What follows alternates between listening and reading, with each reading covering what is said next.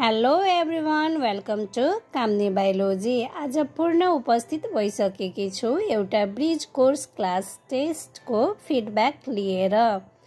यो क्वेसन चाहिँ conceptual coaching सेन्टरको हो, जुन चाहिँ जनकपुर धाम 4 क्याम्पस चौकको नजिक एभरेस्ट ब्याङ्कको माथिल्लो तल्लामा रहेको कन्सेप्चुअल कोचिङ हो।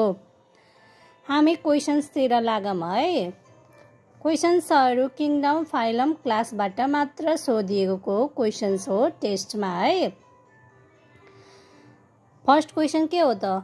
मोस्ट प्रिमिटिभ अर्गेनिजम आर कुन हो त? मोनेरन्स। किङडम चाहिँ कति टाइप्समा डिभाइड गरिएको छ त? 5 टाइप्समा। कसले डिभाइड गर्नुभएको छ त? आरएच विटेकरले। कुन कुन हो त? Monerans, Protista, Fungi, Plantae and Animalia. यी 5 मध्ये कुन हो त मोस्ट प्रिमिटिभ? सबैभन्दा पहिलो कुन हो त? मोनेरन्स है। The excretion in bird and reptiles is uricotelic है। बर्ड्स एन्ड रिप्टाइल्स के एक्सक्रिट गर्छ त? Uric acid. अनि के हुन गयो त? Uricotelic animals, birds and reptiles. एक्सक्रिसनको पनि भिडियो अपलोड गरिसकेको छु। तपाईहरू एम्नोटेलिक, युरियोटेलिकहरू, एमिनोटेलिकहरूको बारेमा विस्तृत बुझ्नुहुन्छ भने त्यो भिडियोमा हेर्नुहोला। क्वेसन 3 मा लागौँ है। क्यानाल सिस्टम इज क्यारेक्टरिस्टिक अफ कुन हो त? स्पोन्जेस। स्पोन्जेस भन्नाले पोरिफेरा हैन। क्यानाल सिस्टम नझुकिनु होला। कुनै क्वेसन्समा पछिको क्वेसन्समा एउटा चाहिँ तपाईँ हेर्नुहुन्छ वाटर भास्कुलर सिस्टम, जुन चाहिँ इक्यानोडर्माटा हो।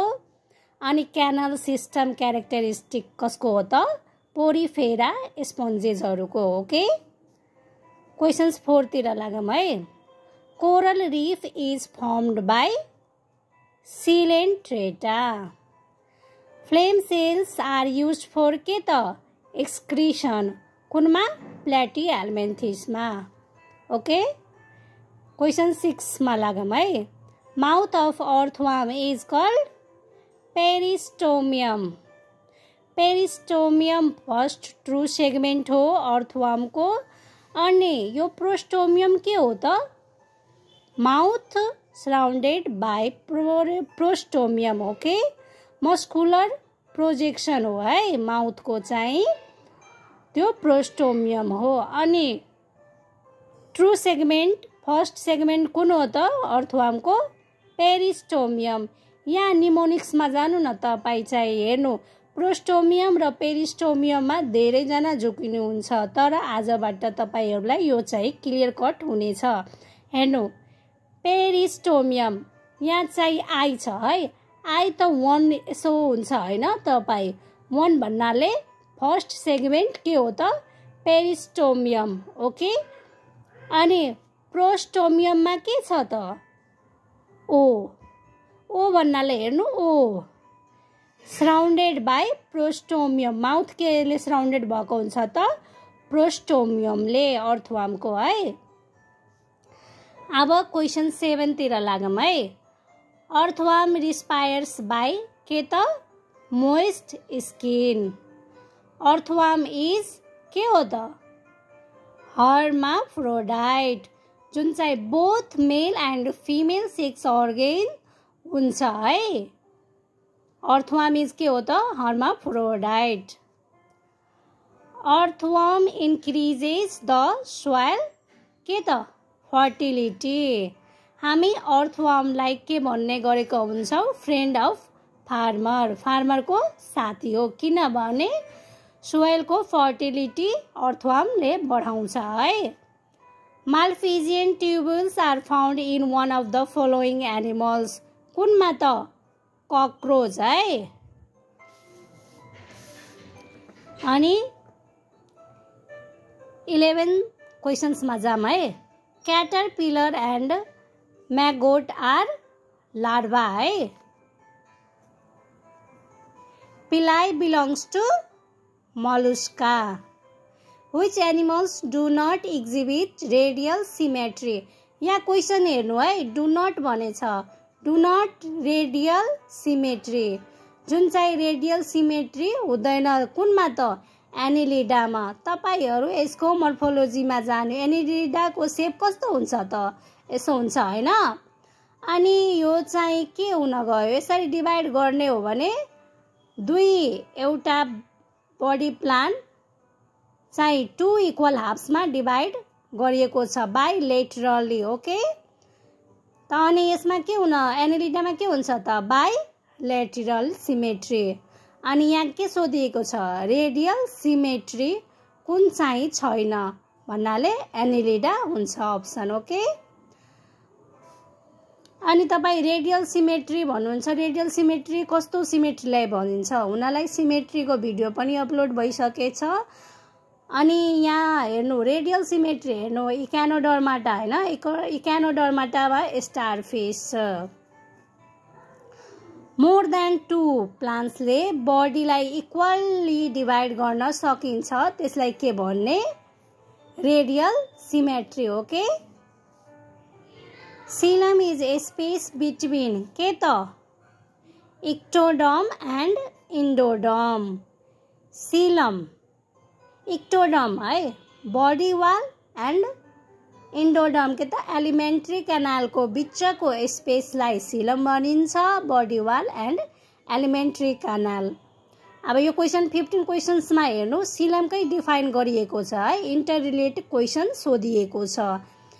The space between body wall and alimentary canal lined by mesoderm is called के हो त, सीलम।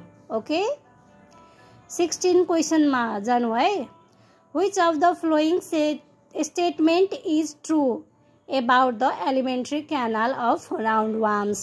के त, both mouth and anus present भएको हुन्छ roundwormsमा। ओके, 17 मा है, which class has the largest number of animals?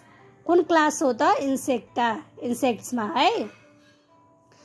Phylum कुन हुन गयो त, लार्जेस्ट, अर्थ्रोपोड्स। ओके, एन्ड 18 क्वेसनमा जानु, सैलामेन्डर बिलोंग्स टु द क्लास कुन त, एम्फिबियन। कतिजना झुकिनुहुन्छ, सैलामेन्डरलाई रिप्टाइल्समा टिक हान्नुहुन्छ, तर त्यो चाहिँ गलत हो है, एम्फिबियन हुन्छ।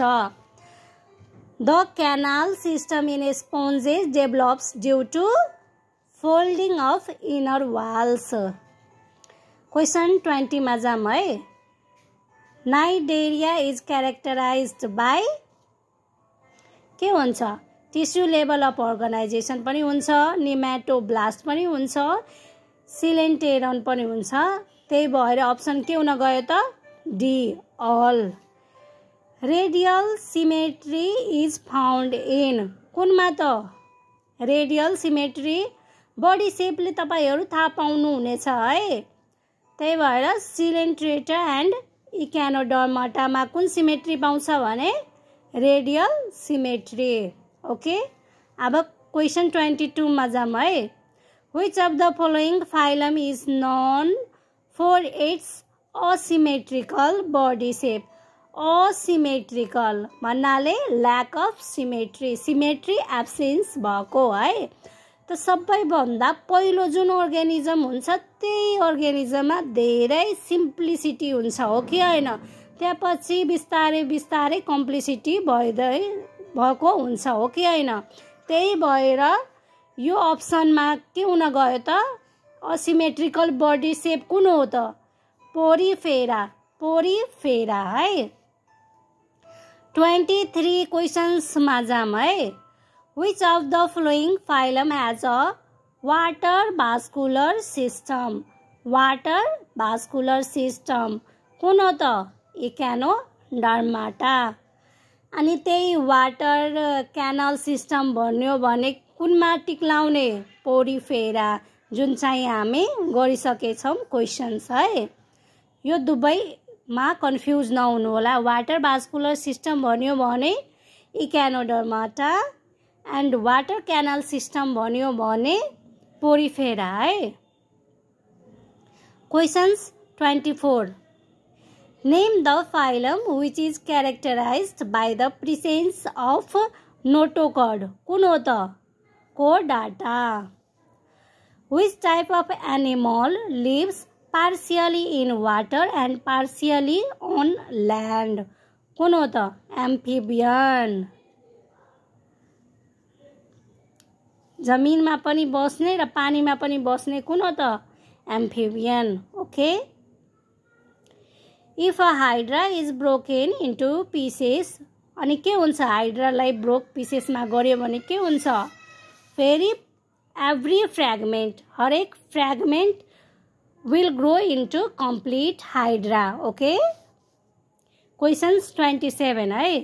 The liver fluke is a flatworm found commonly in bile duct of sheep. Question 28 body is segmented in annelida. annelida मा तपाईहरु हेर्नुहुन्छ भने मोर्फोलोजिकल पनि हेर्नुहुन्छ भने बडी सेगमेन्टेड भएको हुन्छ। सो annelida है यहाँ चाहिँ। In earthworm, the function of chlorogogen cells is के हो त excretion। ओके excretion earthworm को क्लोरोजेन के को लागि हो त function excretion। Okay the first segment of annelida is के हो peristomium।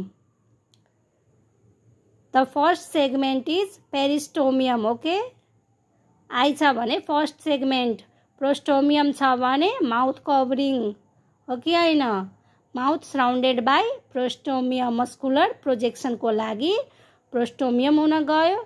यहाँ चाहिँ फर्स्ट सेगमेन्ट अफ एनिलिडा सोधेको छ भने peristomium. Okay thank you watching for this video.